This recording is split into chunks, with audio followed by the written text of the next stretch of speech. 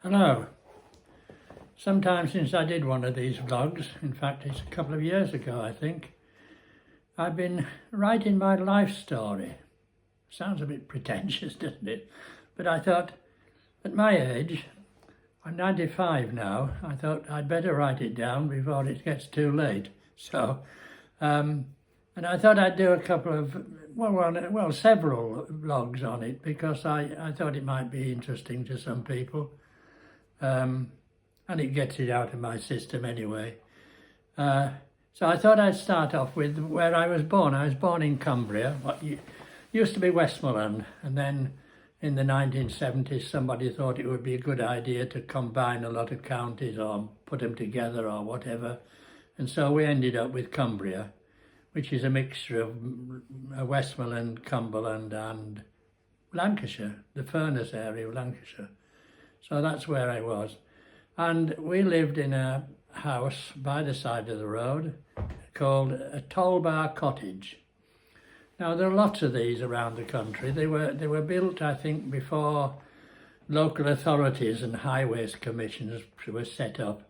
And it was a way, I think, of looking after the road.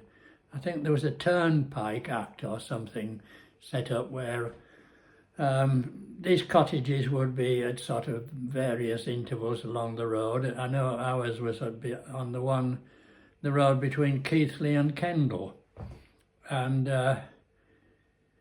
yes, I think you could hire the cottage, and it was called a toll bar because you took a toll when people went through, and there was a bar across the road, a gate, that stopped people going through, so they had to pay. And it was towards the upkeep of the road, really, because the person who was at the cottage had to look after the road for a certain distance on either side. It was probably all a bit sort of muddy and rutted and everything, but there would only be carts and horses and coaches going through, horse-drawn coaches and coaches. So, yeah. I saw a sort of bill of letting or whatever it was some time ago from way back, and it was quite expensive to rent the cottage. Perhaps you collected the tolls, perhaps you kept them or a proportion of them, not sure. Anyway, my dad bought this cottage when he got married. He got married in 1925, and I think he bought the cottage the year before, and then later on he extended it and bought some land, and it ended up with about 3 acres of land because his hobby was keeping hens. They tend to call them chickens now, don't they? But he always called them hens. Chickens were little fluffy things that came out of eggs, you know, and sort of then grew up into hens. But anyway, he kept hens. And he was very keen on this.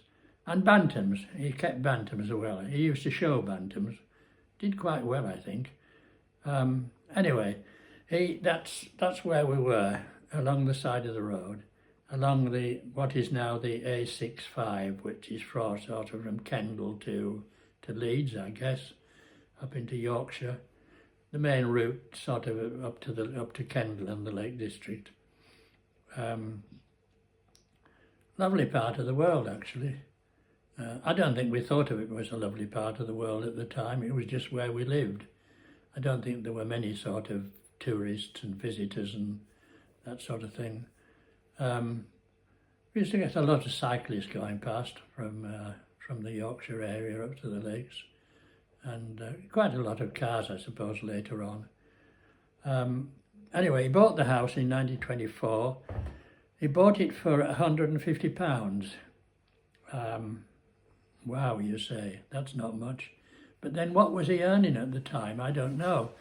I looked up what the average wage was in that sort of time, and it was about sort of £6 or £8 a month. So he would be getting sort of £2 or £3 a week, I don't know. What would that be? So really, he's having to spend sort of a little bit more than a year's salary, as we would say nowadays, to buy a house. Now, just leaping forward a bit to 1963, when I bought my first house, or we bought our first house, I just got married, or were about to get married.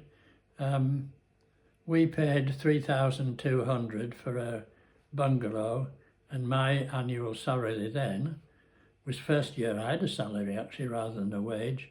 My annual salary was £800, so 4 times. Goodness knows what you have to pay now in a place like Brighton or London or something, far more than that. So things have changed, probably not for the better.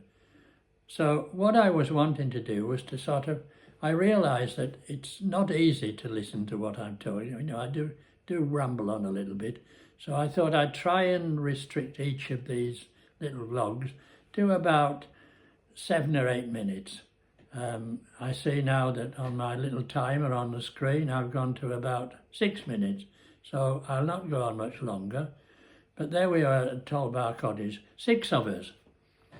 There was my mum and dad, that was Arthur, and she was called Annie Elizabeth. Then there was Frank, then there was Annie, Lillian, and then me. Apart from my mother, we all had just one single first name, Christian name. Don't know why that was. Perhaps it was a thing in those days, you just had one. I think you were considered a little sort of posh, getting out of your class, I think, if you had more than one or two names.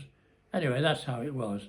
So I'll leave it there. We were up to about 7 minutes, so that's about as much as you can stand, I think. So that's the first bit. That's about the Tollbar Cottage. And we'll go on from there about when I was ill and in the 1930s up to the sort of Second World War when it all kicked off. So, okay, that'll do for now. Bye.